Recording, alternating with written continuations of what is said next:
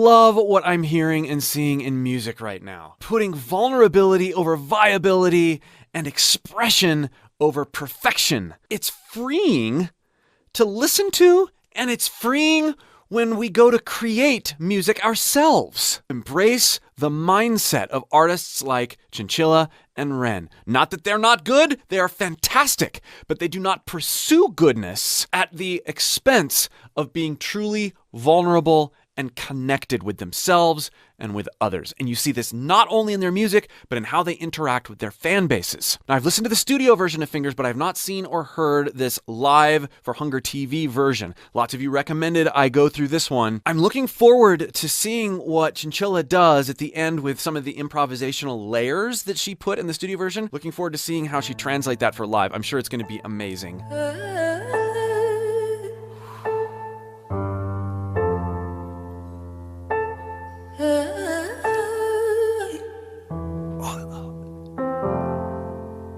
Probably saw me let go. Panicked and you said hello. Swallowing the words you say. You know I'm not okay. Bled me till I ran cold. Now you're coming back for more. You know me, you know I'll cave, but scars will never fade. More.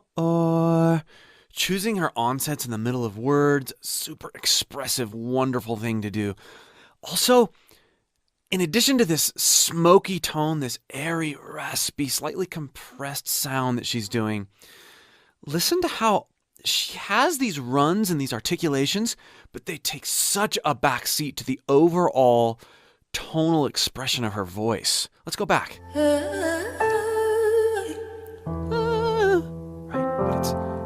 Subtle. Probably saw me let go.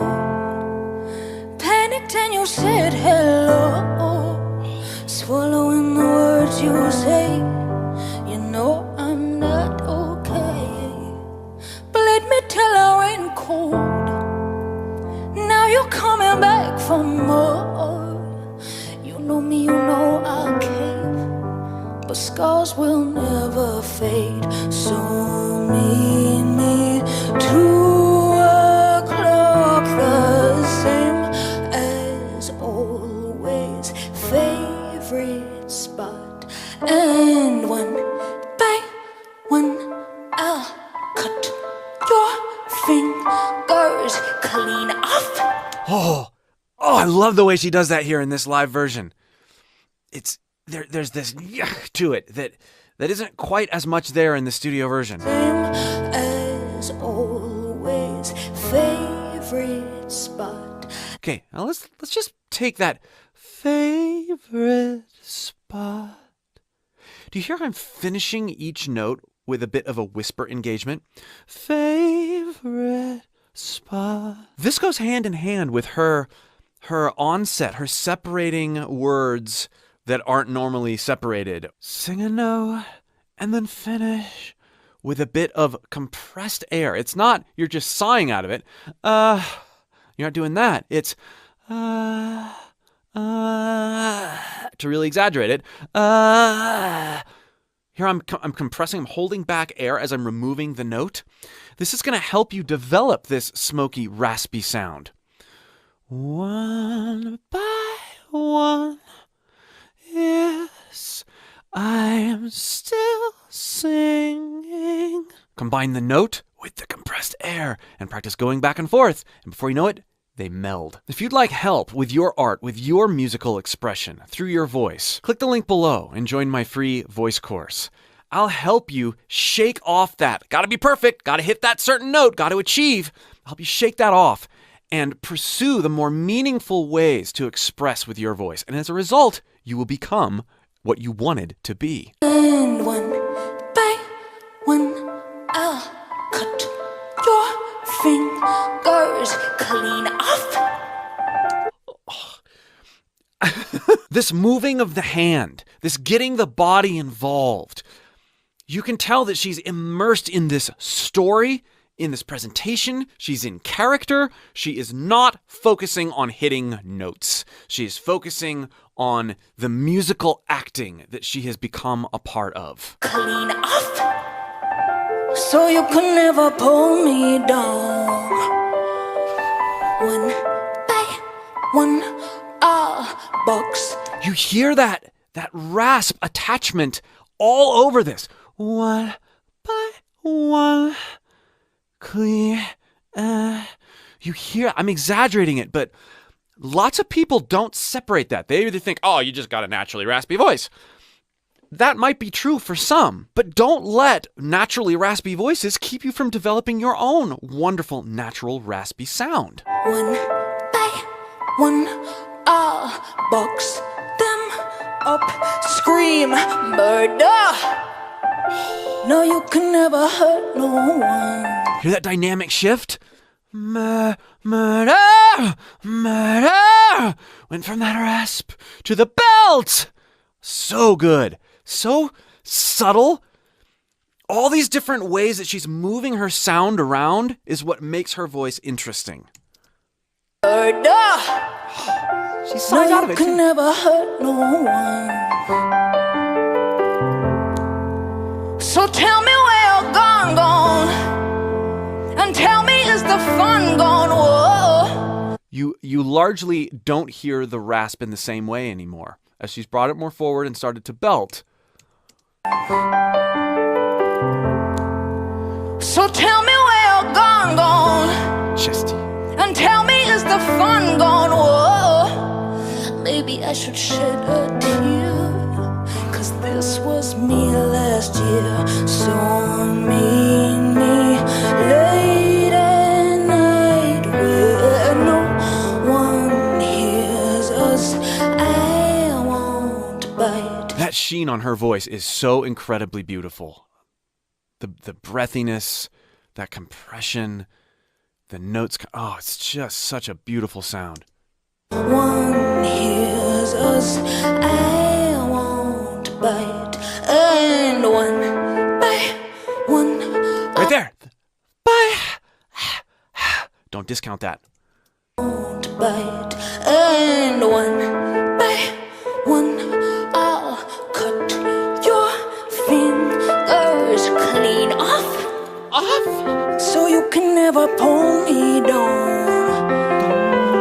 One by one, I'll box them up, scream murder.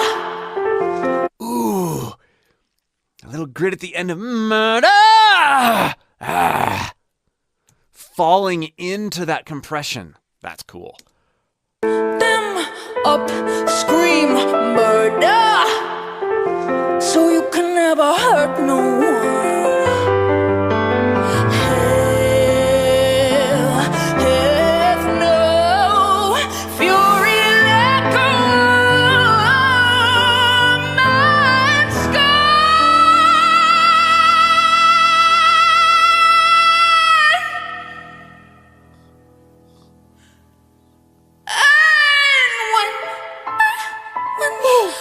Okay, before we enjoy this, let's go back and listen to this. That ramp up in energy, absolutely incredible. Hell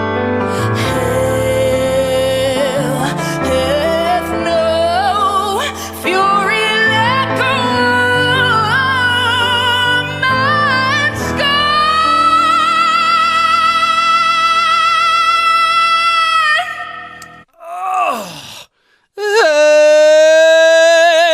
That slide. These are the kinds of articulations that are awfully hard to do when your voice is being digitally manipulated. They're not impossible, but the rawness, the way she's going from different tones, her belt voice comes out here, she slides up to that note, and just it's like you're like, okay, I'm just gonna give you my fingers, cut them off. You can have them. She has us right where she wants us as a listener. We can't wait to see what she does next, because what she's just done has hit us so hard.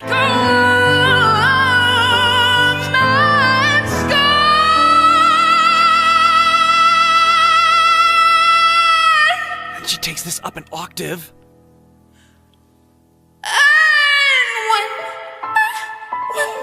I cut your fingers clean off, Oh, yeah. so you can never pull me down. Gotta hear that again. Gotta hear that again. That's different than the studio version. And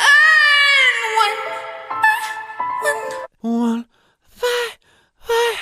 Here she sighs out of those high notes. That contrast between her belt and that very mouse-like sweet sound up there. The best, most manipulative villains are able to be sweet and brutal at the same time. when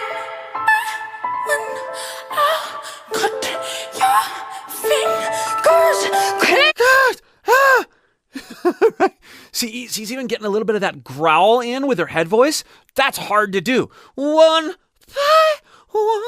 I'll cut your fingers. I don't know if I'm selling it, but even just experimenting in the ways that I hear her doing in such a genuine way, without judgment, what comes out with my own voice, I'm unlocking all sorts of things that I don't even know I'm unlocking yet. Cut your fingers clean off, so you can never pull me down. Oh, let's talk about that run, but let's talk about her tone placement here. What, that pull me down. Listen to this again. Fingers clean off, so you can never pull me down. Pull me down, pull me down. Oh. There's some really neat things going on here. A lot of times as singers, we ask ourselves, like, what's the best tone for this song? What's the best sound I should have? I'm just looking for my tone. She has multiple tones. She has almost an infinite variety of tones. And you hear it in that pull me down, where she's darkening, lowering her larynx, placing it back a little bit right after the pull. That's very forward. Pull me down. You hear if I sang the whole thing like that, pull me down. It doesn't work. But she's like blossoming as she's getting higher and belting. And then as she goes down, she inserts a little rest, she lowers her larynx, she places the notes and vowels differently. This is a lot to take in if you're listening, which is why I keep repeating things and listening again. But if we start to think like this, think dynamically with our voice, instead of just about the notes, so many things that she's doing, it's going to make a lot more sense. So you can never pull me down.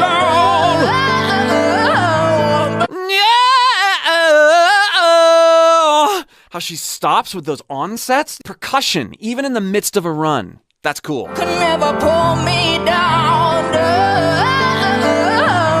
Agile. When I box them up, scream murder, so you can never hurt no one. And if I were you, Oh, those growls. I gotta go back. when I box them up, scream murder, so you can never hurt no one.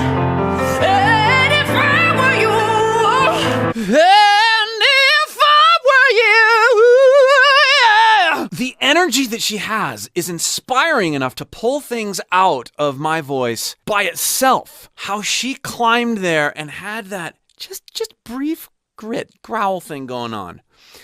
It's not like she's going into it going, I gotta be distorted. This energy is overtaking her, and she understands the technique and how to place things to get those sounds. But in this moment, it is happening accidentally. It is happening accidentally, or maybe not accidentally, maybe just as a result of the energy that she's bringing in. The muscle memory that she's trained for with her voice is coming out here in a way that's purely expressive and not necessarily calculated. no one. And if I were you, I wouldn't wanna fall asleep, 'cause karma's coming back for you. And she's Ooh, did you hear the yeah? She rather than sighing out of that one, she's been doing a lot of the where she lets out the air, but on that last U, she crimped it. Yeah. Before she let any air out. That was neat. That was a neat, different expression. 'Cause karma's coming back for you. Yeah. And she's in the shape of me. And if I were you. Now you can tell they're not using pitch correction here. Those notes in that run were not perfect. They weren't perfectly on pitch, but they were awesome because of it. The expression, the tone, way before getting those notes exactly what a computer would say they need to be.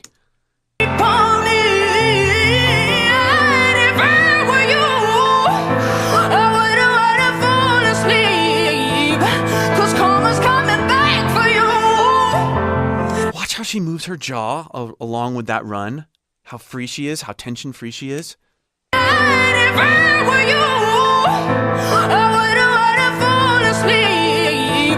Sleep.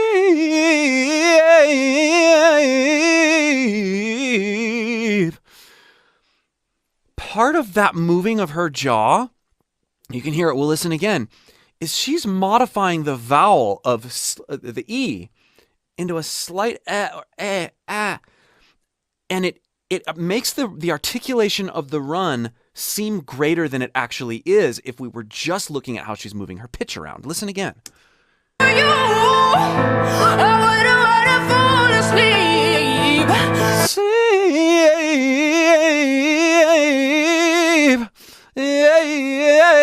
I'm exaggerating that, but I bet you'll never listen to runs the same again. Listen for those slight vowel slants or modifications as they're doing the run to create more articulation out of the run. Cause karma's coming back for you. And she's in the shape of me, shape of me, shape of one by one. She just changed her character, or got back into to the character that was there earlier. One by one. Not afraid to go on the fringes of these creepy people that she's representing here. And she's in the shape of me. And she's in the shape of me. Two. One by one.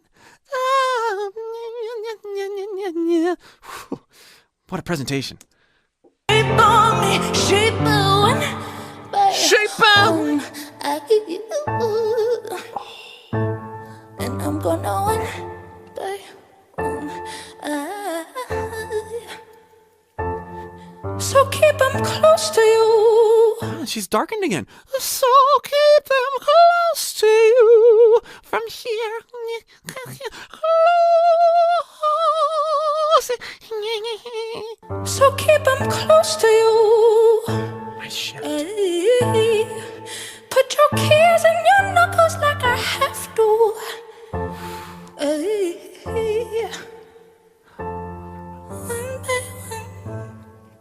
Absolutely amazing performance in the details, in the overall, in the production.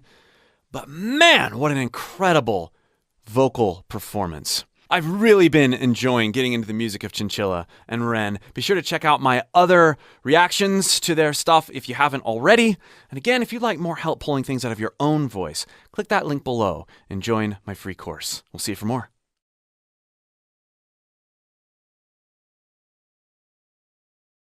Nice to meet you, by the way. Thank you so much for your reactions and stuff. Yeah, you're very welcome. It's so nice to see. I really genuinely enjoy watching them, and it's so cool what's going on. It is cool what's going on. Your YouTube channel's growing a lot, and people are discovering your music a lot more, and it's neat to see. And it's neat to see. I've said this in some of the reactions. It's neat to see music right now. I think in a lot of ways taking a turn back to, vulnerability and realism and performances, and not programmed together, calculated, tuned sorts of things. And that's what's been so refreshing about, I just did yesterday a reaction to Fingers live. Oh, did you? Yeah. So that'll be Is it coming up out. yet? No, I just filmed it yesterday. Amazing. So the idea is that this interview and that will go up, you know, Amazing. around the same time. I'm very, very happy to be here. How did you so you found my channel through the Ren reactions, obviously. Yeah. Okay. Ren had I started by reacting to Ren stuff, and he left a message. I didn't even really know this until someone on my channel pointed it out, but he's been watching my channel forever. And since 2019, he commented on one of the first videos I did on compression, and I didn't see it until someone pointed it out to me after I did my video on Hi Ren, and then Ren commented on that video. So just this, Oh my God. this interesting thing, like you never know how long people have been watching, and how long, you know, things have been happening, but it was really neat to see him comment and follow my channel, and then of course to see your comments on the videos I've done with you in them. Talk about getting started with Ren and that whole process. So Ren, we met when I remember he went viral like a few years ago. I saw a busking video that he did with Sam Tompkins, and it was really huge for a while. And I remember seeing that, but then I got a message basically randomly from someone called Ren, and sort of was like, oh, I'll read that later, and then clicked on it, and I was like, oh oh my God, it's this guy. Yeah. And then looked at his profile and was like, God, he's so talented. The message was something like, I can't remember, it was like, I think you're really cool and really talented, and I'd love to work together. No worries if not, I'll just admire from afar. And I was like, I love that.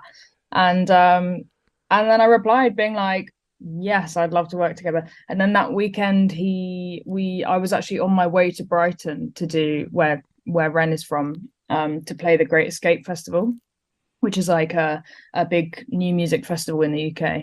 And so he came and watched my gig there, and then we kind of met up and just decided to do a few songs together. And then we were on the same management for a while as well, which was just, which was like, it meant it was very easy to work together a lot and to be in the same. So it just kind of became like siblings. Yeah. Yeah, that's really awesome. Talk about the experience of doing chalk outlines. That performance, I mean, How to Be Me is amazing too, but how did that work, you guys preparing for that shoot?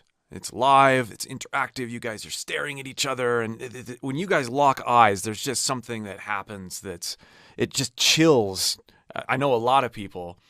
But what did that look like in practicality in terms of like preparation, and how many times did you do the song, and is that the 50th take or the first take that we're watching?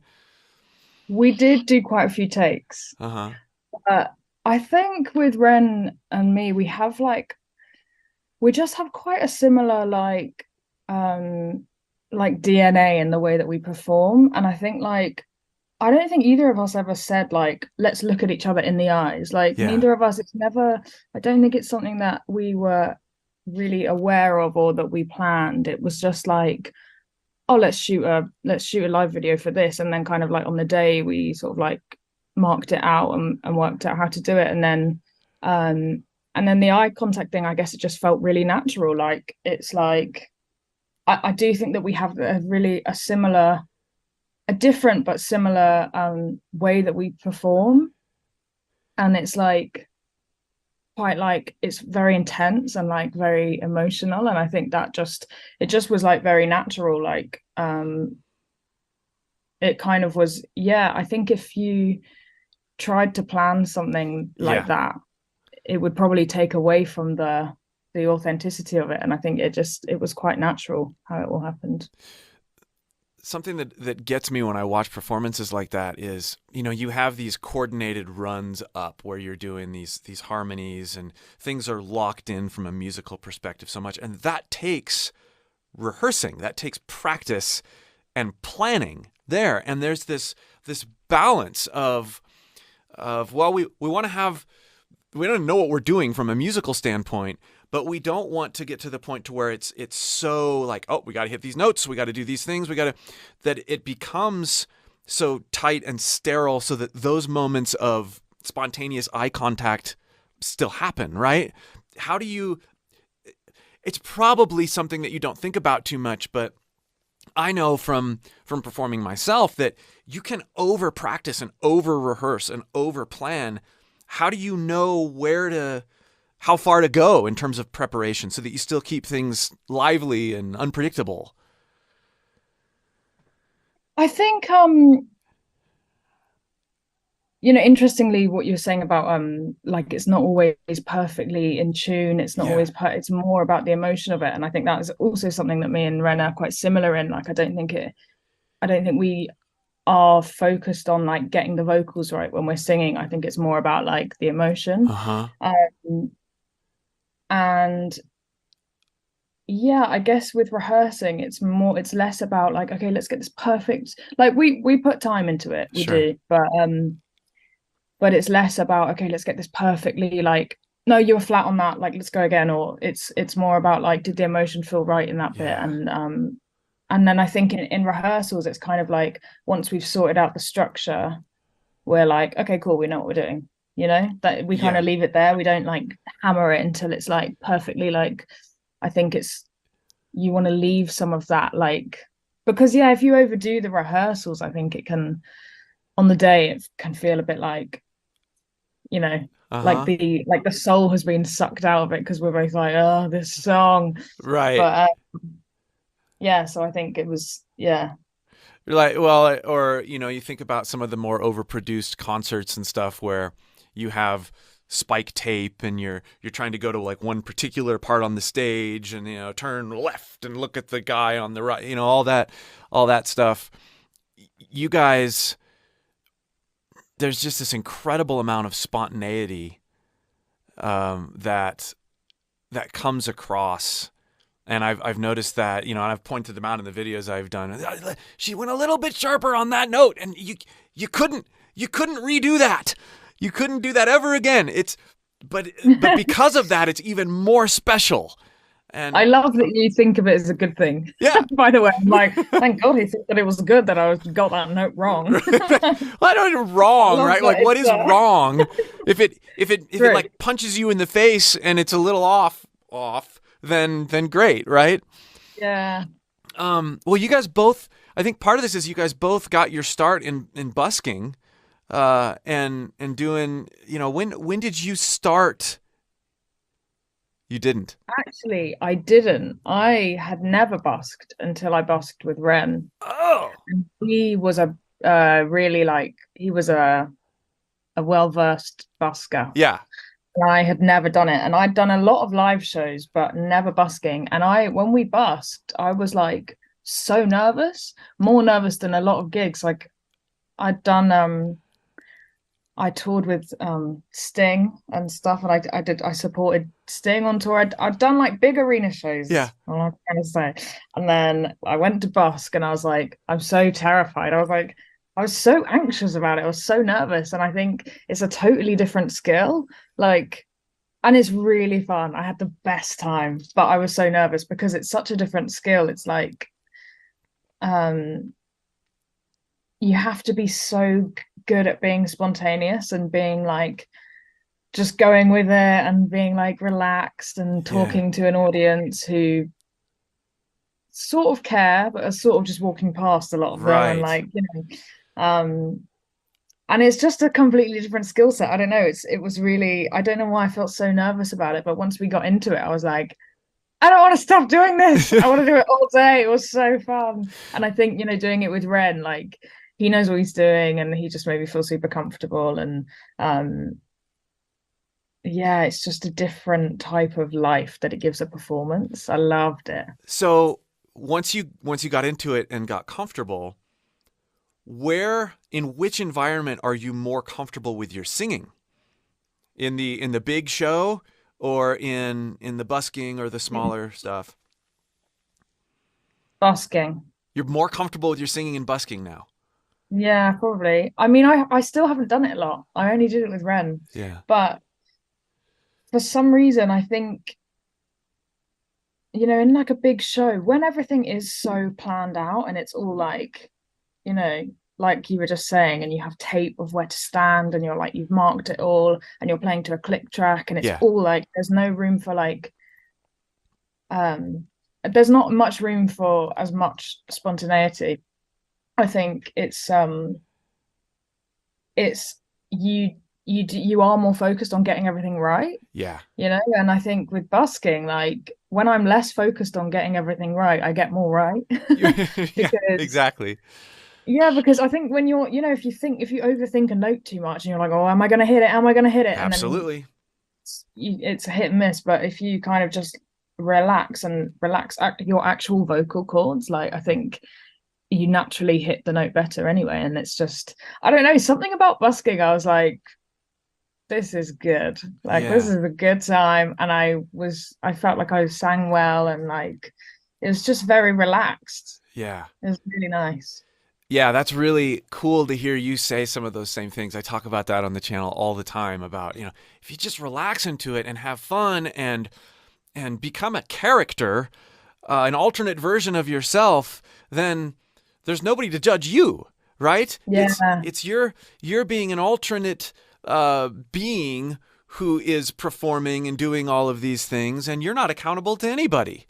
And as a result, you do things that the normal you couldn't do, because the normal you is too concerned about being judged or getting things right or succeeding. Yes, definitely. I remember I was in like a choir at school for a bit, and I had this teacher who, the like choir teacher, and I remember them saying, if you go to sing a high note, if you imagine you're about to sing a low one. Yeah. Do you know this? Yeah. Yeah, it's like if you imagine you're doing a low one, you hit the high one way better. Yeah. And if you imagine you're singing a low note when you're singing a high note, it's like, and it works. I don't know why it works. Yeah. But it's weird. I think, we get so in our heads about like hitting high notes. And honestly, it's so, I get it with so many things. I get it when I record songs. Like I'll have a demo for a while, and then I'll go to record the proper vocals for it. And every time I'll end up being like, oh,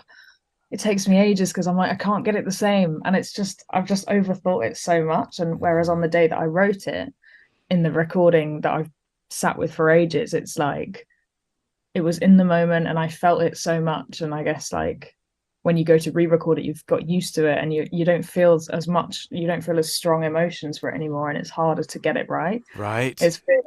It's such a curse. Yeah.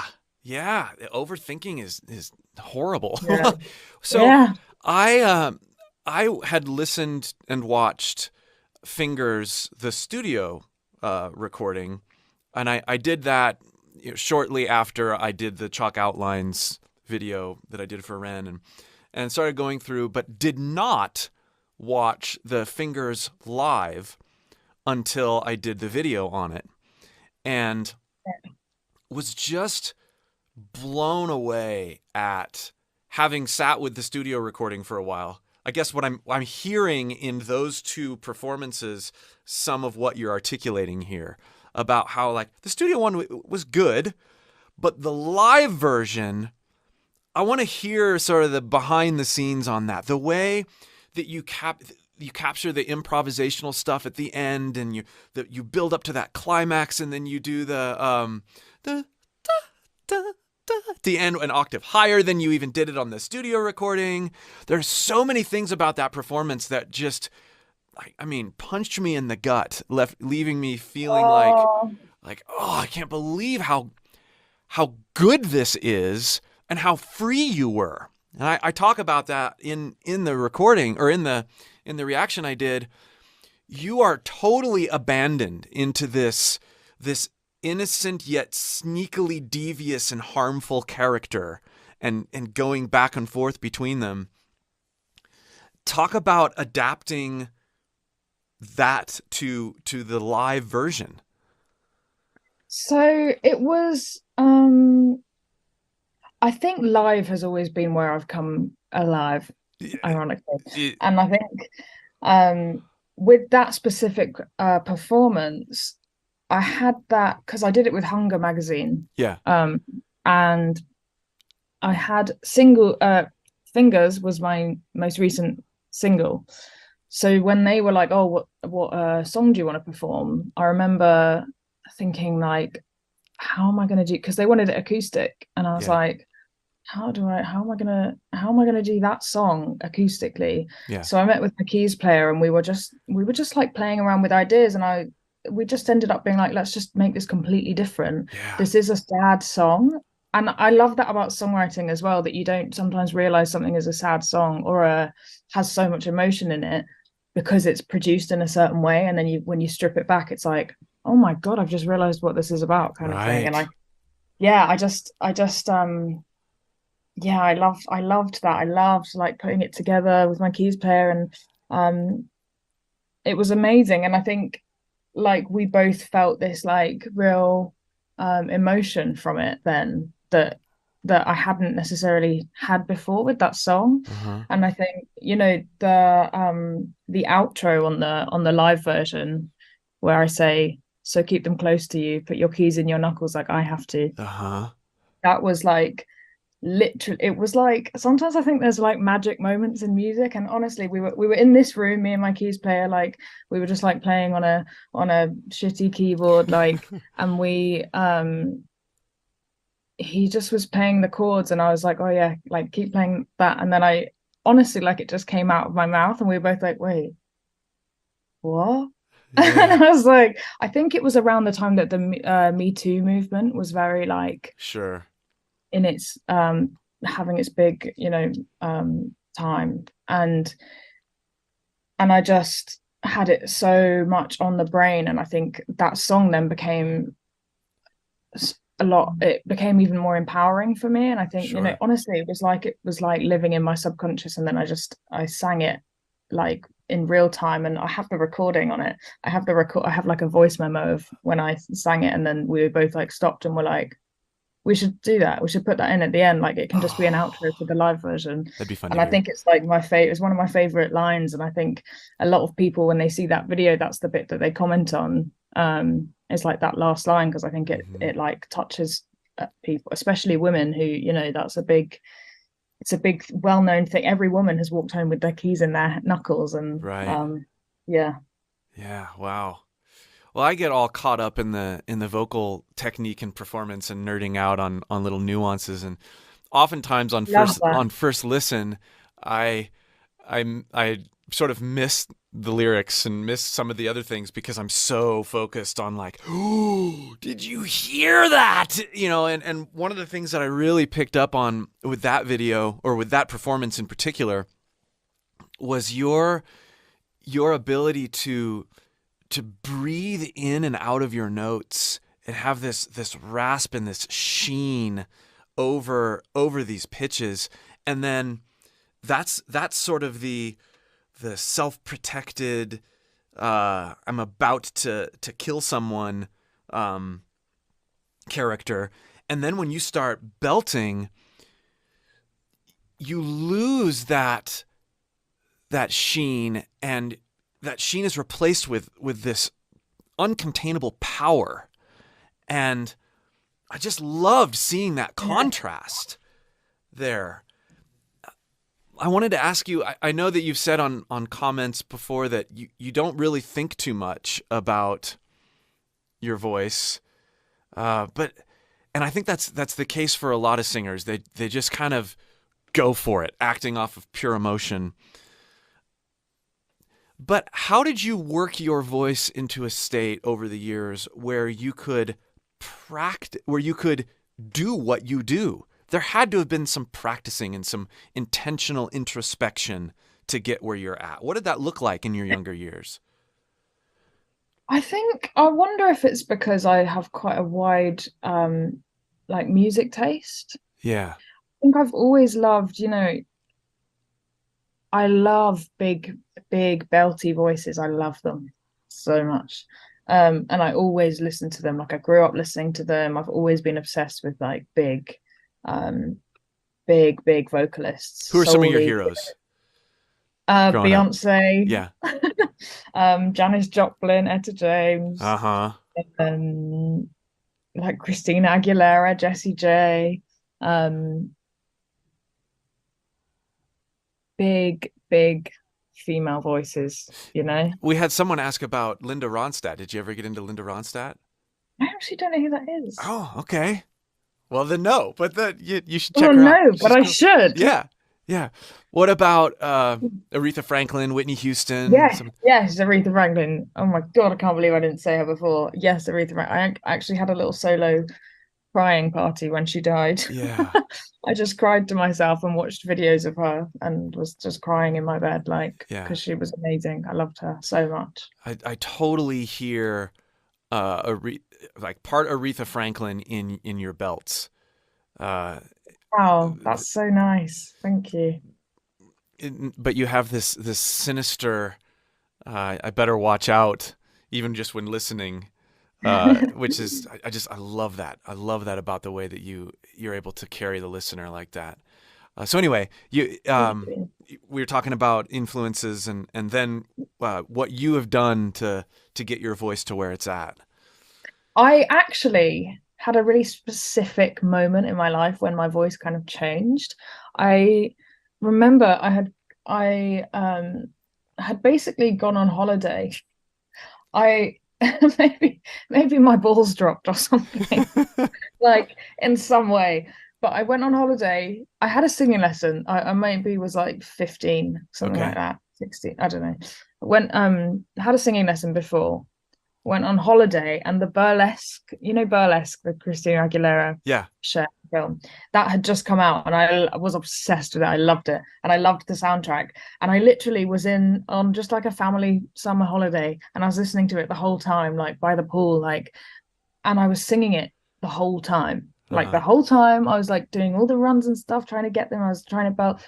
And I came home from that holiday, and I swear my voice had changed into like this like big voice. And I remember thinking it, and I was like, oh no, I must be like delusional about this. But I went back to my singing teacher, so it was probably a week and a half in between the lessons, and he was like, What happened? your voice has really come on. And I was like, that's what I thought. And he was like, yeah, it's like you've really matured suddenly. And I was like, I know, that's kind of what I thought. And I think it was a bit of a turning point. Like I was always really, really shy growing up, and I had a lot of, people would sort of make fun of me because I always said sorry after everything. Like I remember walking past I brushed past like a tree once, and I was like, oh, sorry, just naturally sorry. And then someone was like, how have you just apologized to a tree and stuff? Yeah.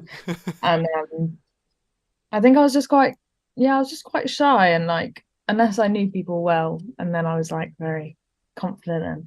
But I think the big voice, it was like I'd had it inside, but it just hadn't come out yet. And I think, yeah, it was like it was weird. It was a bit of a turning point, and maybe I found my empowerment in that album. Yeah. Yeah, musing over Christina in a playful way where there wasn't any sort of obligation to you, and really getting into that passionately. Your voice accidentally exposed itself to you, and then you from there it was just, oh, I can do this. That's cool. Wow. So, and then I think with the softer stuff, like I've always also loved, like, I guess I love pop music, and I love the softer, really gentle, vulnerable, almost whisper singing. Yeah, right. And I think just because I loved all these things, I guess I just was like, well, I'll just do all of them. Yeah. I'll just learn all of them. And then I guess the more I did it, the more I wrote it into my songs, the more I performed it live. And then I guess I just got better at that. I think that's the intrigue for me with your singing, particularly the live stuff, is that you are one of the fewer vocalists out there that is doing both really, really well, and in one Thank you. song, and with this darker sort of deranged uh, atmosphere around it. I love that. There's a lot more music out there that feels too curated or too planned, sterile because of it, and Fingers live and the stuff you've done with Ren is the antithesis of that. There's this instant connection because there's vulnerability, there's realism, there's, and, an example of this is when you're talking about the line with the keys at the end, right? Like, these are things that you're putting in because they mean something to you, not because you're trying to make a great song.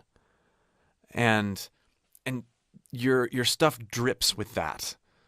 And that's that. I think that's what makes it so cool. Talk Thank you about very much. the production and performance aspects of Fingers Live. You are at the same time, you have this sort of raw approach to the singing and the songwriting. You're dressed up in all sorts of stuff, and you've definitely got the vibe and the character there. Do you find that the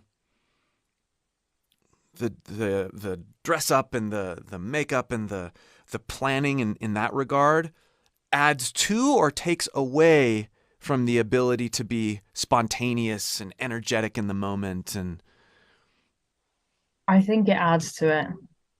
Actually, I know it adds to it. I think I it's a bit like putting on your uniform, yeah, okay, and I think um if I'm not, the nails I wear, usually, not today, but the nails I wear are really long, and I think something about them, it really adds, like, I feel empowered when I wear them. A lot of everything I wear is like, and do and sing is about feeling empowered, I think. yeah, And those nails, like, I mean, they literally elongate your fingers. So right, every time you point, it's like strong. Do you know what I mean? yeah, And I think, uh-huh. and sometimes it's harder to then perform without them because I'm like, oh, I just have little stubby fingers.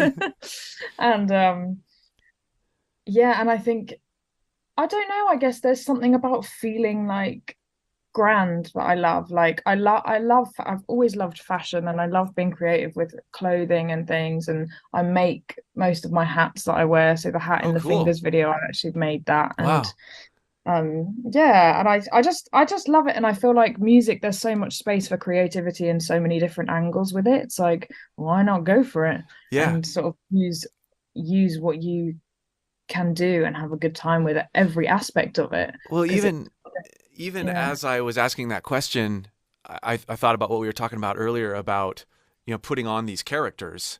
And that's exactly what this is, right? Like, you're entering by putting on these nails and putting on homemade hats. You're entering into this alternate character that, I would say it's entering into a different aspect of my personality. okay, That's how I would describe it. So it's that's like, cool. I think it gives me the permission Yeah. to step into that. Do you know what I mean? Yeah, totally. Sometimes I struggle with, like, a lot of people say, like, oh, the alter ego and stuff, and I think, I don't know why it bothers me, but I guess I think it's like, oh no, it's not an alter ego, because it's definitely me. It's just like A different it's part of like you. I have permission at that moment to be like, to have to show those aspects of my character, which are, and I think everyone has those aspects, Yeah. the anger that doesn't come out, or the anger that you've been holding in for a while, or like, or sadness that you've been holding in that's pent up, or um humor, like Yeah. vulnerability. I am now fully independent.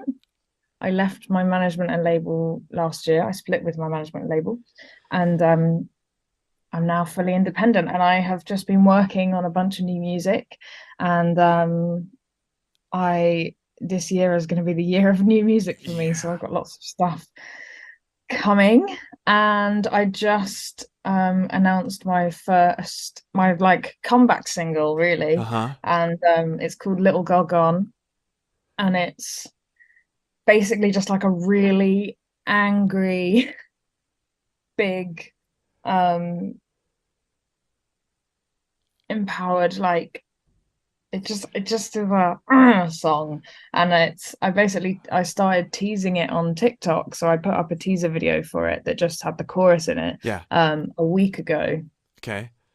And fully expecting it to get like 6 views, and it got 1 million in under 24 hours. It was on 1 million. Awesome. And I looked at my phone and was like, what the fuck? And it just has kept growing since there. So now like all the teasers have got about 10 million views between them. Oh, that's awesome. I went from 16,000 followers on TikTok to I think it's like 170,000 today. In a week. It's been a week and a day, I think. And yeah, it's just kind of like, well, it feels like my life has suddenly like done a big switch up and everything. I mean, musically, it's like the most I can't even describe how like rewarding and satisfying it is. And it's just so nice. It's so nice. And it's all like a lot of the comments and people that it's resonating with are women who feel this. I think there's a lot of like pent up anger, you know. Yeah. And I think there's a lot of women who feel who've been through a lot of trauma and things and are really resonating with the like liberating anger that the song kind of has in it. And it's just so nice. It's literally so nice. I keep crying, like it's amazing. I've never experienced anything like it. Well, I haven't heard it yet, but you deserve what you've gotten and what's coming. Thank you. The freshness and energy that you're putting out there is just absolutely incredible, and it's so. Oh, thank you so much. So wonderfully refreshing. Are there any collaborations with this new music? Anything that you can talk about? Not yet. Okay. I'll be working with some cool people though. Yeah. And that's to be all more I'm gonna say. To be more direct, and this question isn't coming directly from me, although I do want to know. But right. Will there be any more collaborations with Ren? I thought that might be what. We'll do stuff. We'll do stuff together in the future. Yeah. That's all you can say right now. He's in that's all I can say right now. He's in Canada at the moment. Yeah. So but we're always, we're always chatting and things. Yeah. Yeah, that's really cool. What in your past, in your upbringing, in your life has led you to expressing yourself in this way that so many people are relating to right now? I think solely being a woman, like you have been through it. And I think I can't speak. Everything I speak for in myself, I feel like a lot of women would relate to it.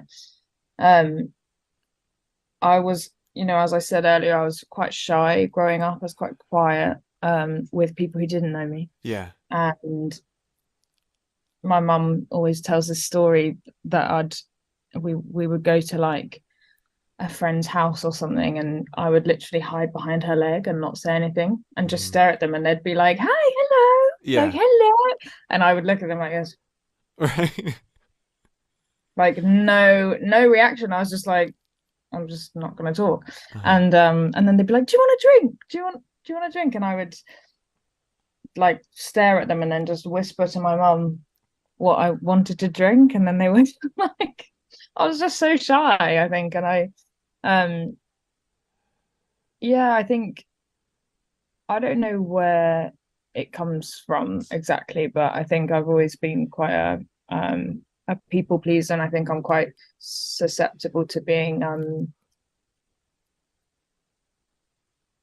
I guess being I don't know even the words, you know, talked down to, and just being like, I don't know how to. I think when something like that happens, I struggle with how to cope with it in the moment. And I think I find myself in a lot of situations in my life, and I'm sure a lot of people do, loads of people, where I'm walking away from a situation thinking of all the things that I should have said or wanted to say, and didn't, and I wouldn't, if I was given the chance again, I still would, like keep my mouth shut. Or you're in a position where you can't stand up for yourself because someone is a higher authority, or you just don't want to have a horrible hostile situation where you create an argument. And I think, like, I feel that I'm really I feel that really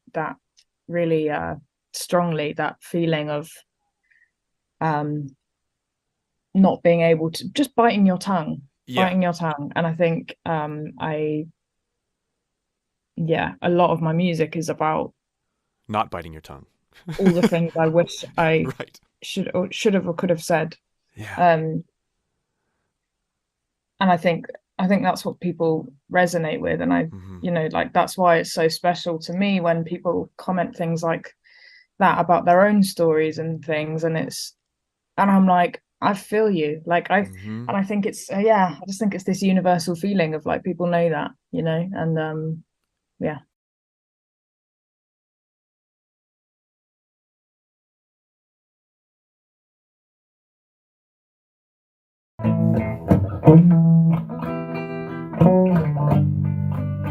I love you, oh loves.